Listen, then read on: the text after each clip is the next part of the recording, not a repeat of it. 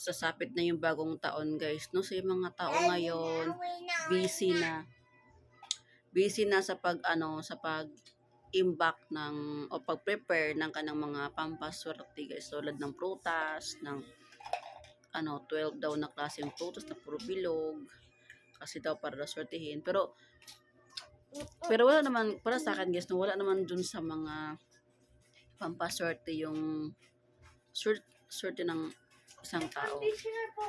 So wala talaga doon sa pampaswerte yung swerte ng isang tao, guys, kasi nga kahit punuin mo man yung basket mo or yung bahay mo ng pampaswerte, kung ikaw sa dyan tamad ka talaga. Wala ka talagang pag-aasenso. Lalo doon sa, guys, no, lalo doon sa mga tao na useless lang yung paglagay nyo ng swerte sa bahay nyo kung kupal naman kayo bayad ng utang.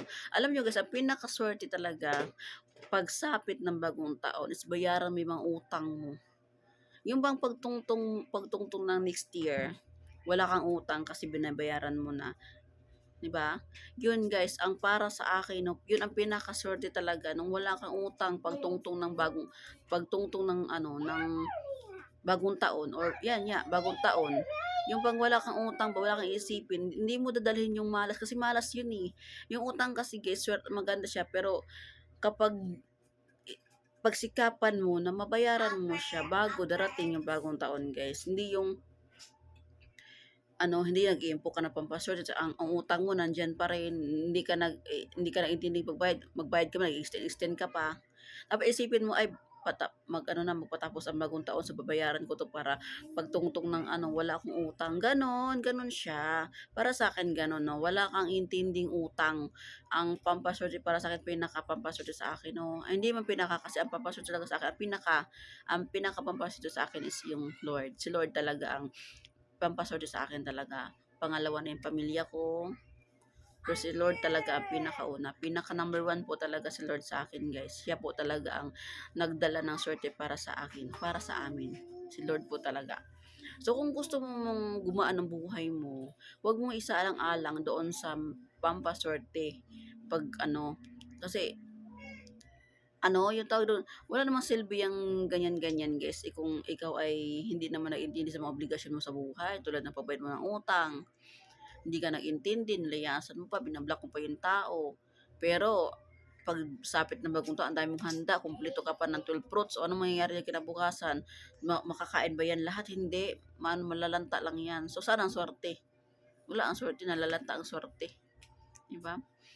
Kung gusto mong swertihin sa buhay, guys, magbayad ka ng utang mo, magsikap ka sa buhay.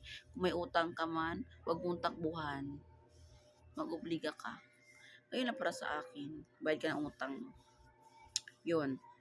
Kasi, kahit kumpleto pa yan sa hapagkainan mo yung pampaswerte mo, meron ka ng iba't ibang klaseng pampaswerte, magsut ka pa ng laki color mo, kung kupal ka naman bayad ng utang, titakasan mo pa, so wala talaga mangyayari swerte sa buhay, guys. Walang mangyayaring swerte. Wala.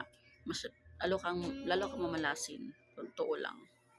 Marami akong kakilala, guys, no, na puno sa utang, pero hindi ko maintindihan. Lahat naman sila may trabaho, tapos ganun pa rin ang nangyayari sa buhay nila. So, di ba doon pala magtataka ka, guys, kasi lahat sila may trabaho, maganda naman ang buhay, maganda naman ang trabaho, regular naman, pero walang pagbabago sa kanilang walang pagbabago kasi nga unang-una doon karma, kasi nakakaroon ka ng karma doon sa mga tao na lalo na doon kung may utang ka sa tao ngayon, hindi mo inintindi. Naku, guys, ang karma, guys, di mo alam kung kailan darating talaga, as in. Kaya kung gusto mong swertihin ang buong taon or sa susunod pang taon, yung utang mo, mag-obliga ka. Huwag mong pahirapan yung mga tao na pautang sa'yo. Huwag mong pahirapan maningil. Ang iba nga dyan, binablock ka eh. Hindi na nagbayad, nag-block pa. Diba yun, mahirap doon. Diba? So, ganun lang. Para sa akin, wala sa bilog ang mga pampaswerte ko, hindi na sa bayad utang.